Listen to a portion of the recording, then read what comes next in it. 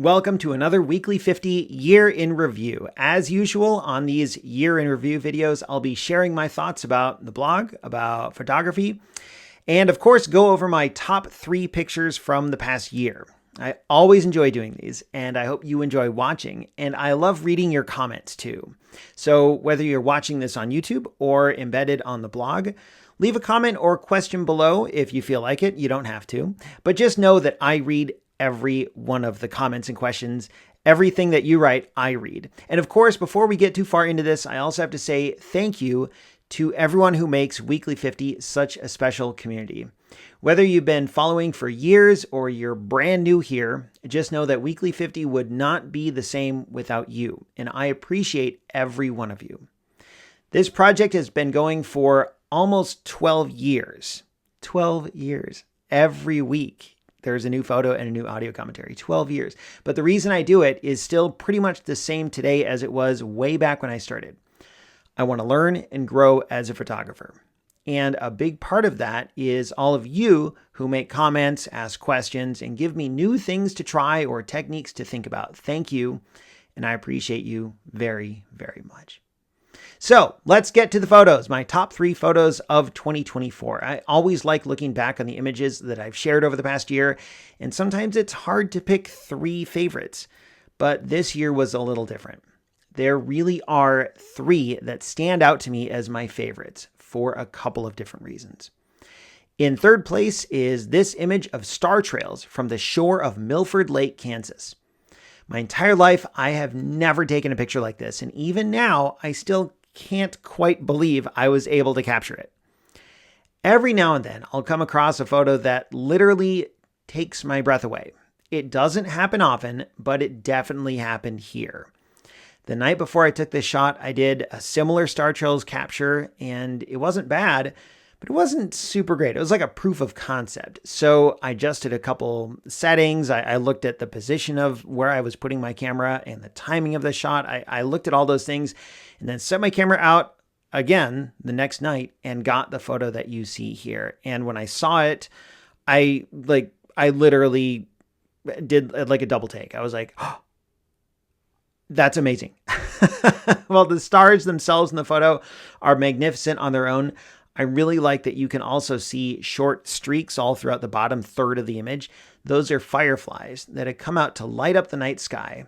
And when I was preparing this shot, I was hoping to capture the stars, but totally caught off guard by the fireflies when I looked at the image the next morning. And kind of a side note, I did not use an expensive DSLR. You know by now my go-to is my Nikon D750 and lately my 105mm macro lens. I used my GoPro. That's it. I have been absolutely fascinated with this camera, and I don't say that lightly. I really have. I have found so many different ways to use this to get pictures and videos that I would have never gotten before and couldn't ever get before. So this has been awesome. I don't know that I'd say I recommend it because your mileage may vary, but man, I have had so much fun with this camera and looking forward to a lot more cool photo and video opportunities in the coming years. All right, so that is my third place photo. My second place then goes to this shot right here. And it looks like, I don't know, you tell me, what do you think it is? It's actually pretty simple. It's this glass ball. And that's it. It's a glass ball. And 5, did I show the here? I don't know if that showed up in the image. This glass ball. And 5 colored lights, these Nanlite Pavo tubes. You've heard me talk about these a lot. Here's one of them. I got a bunch of these. That's all that you're looking at in this photo. This picture is, or the ball is sitting on top of a whiteboard, and I photographed it from above. And the reason I like it so much is it's probably the most abstract, creative shot that I've taken this past year. It also might look artificial, like it was generated with AI or enhanced in Photoshop, but I can promise you that everything you see here is 100% real. This is all captured in camera. There's no AI trickery here. The only alterations I made were just removing dust specks by hand in Lightroom. And I don't want to get too philosophical here, but more and more it's getting hard to know whether a picture that I see online is real or generated with some kind of AI tool. Some mobile phone cameras even have artificial intelligence baked right in to let you add and remove objects or tell the phone what you want to have appear in the image or alter it entirely. So it looks real, but it's entirely CGI or computer generated. And look, I don't know where you stand on any of this, but it's important for me to have you know that what you see on Weekly 50 is real, not AI generated. And if a photo looks kind of like this one here, like this one of a ball with lights on it, just know that it's light in physics. And it's also years of practice. That's something that AI just, I don't know, can't ever do. I know I sound old when I say that, but what you see here on Weekly 50, this is real. Okay, enough of that. Let's get to my favorite photo of the year. And it is this one right here. Sometimes in these yearly updates, I talk about how difficult it was to choose my favorite picture, but that's not the case this time. This is far and away my number one photograph of 2024, and it's not even that close. There's nothing I don't like about this photo, and I'm so glad I got the opportunity to take it. Everything about it is still kind of fascinating to me. The full moon, the long exposure that smooths out the ocean waves, the white sands of the beach glowing by the light that governs the night, the wisps of cloud. But most of all, what I like about this photo is the memories that it brings up of time spent with friends in a beach house at the Florida coast. It was a trip that we'd been talking about for a long time, and we finally made it happen the summer of 24. I took this photo at the suggestion of our friend's son on our final night at the beach house, and I'm so glad I did. Favorite photo of 2024. So there you have it, my top 3 photos of the year. But there's one thing I didn't mention in all this, which is that there was a good chunk of time.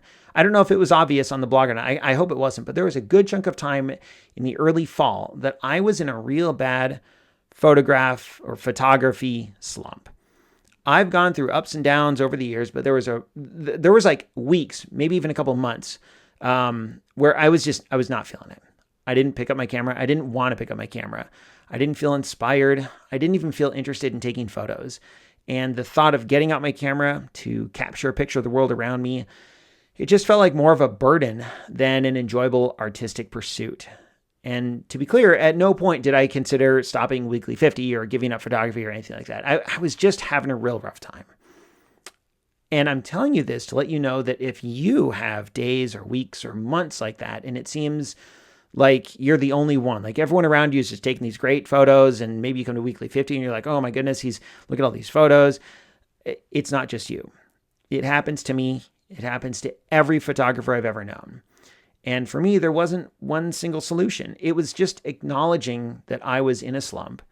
It really helped to talk to my wife about it and allowing myself to take a step back from photography for a bit. I scheduled my posts on Weekly 50 in advance. So I had built up a little bit of time that I was kind of coasting on, and stepping back from photography and letting those weeks play out. This would have been September, October. It helped a ton. And I'm doing a lot better. Here we are wrapping up the year, and I'm feeling great about things. I'm having just as much fun with my cameras as ever. Super excited about this GoPro, by the way.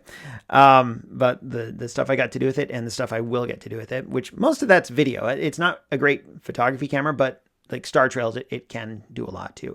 So I'm looking forward to some amazing photo opportunities that we've got on our calendar, a lot of travel, a lot of time spent together. And I'm also looking forward to just taking pictures. My brother Phil and I just restarted our podcast called Camera Dads, where we talk about 2 things that we're both super passionate about: fatherhood and photography. Check it out. It's cameradads.com, or you can click the link below the YouTube video. Phil and I have been having a blast getting that podcast back up and running again. It's been a couple of years because we have kids and life kind of gets in the way. But I think we've done 3 episodes, and we're committed. Like, we're going to do this. And we've got some fun things planned for the coming year. So that'll do it for this year's wrap-up video. Thank you all for watching. Thank you for being a part of the Weekly 50 community. And here's to a good year ahead. Hope it's filled with love, laughter, personal growth, time spent with family and friends. and of course, a lot of photography. Thank you, and God bless you.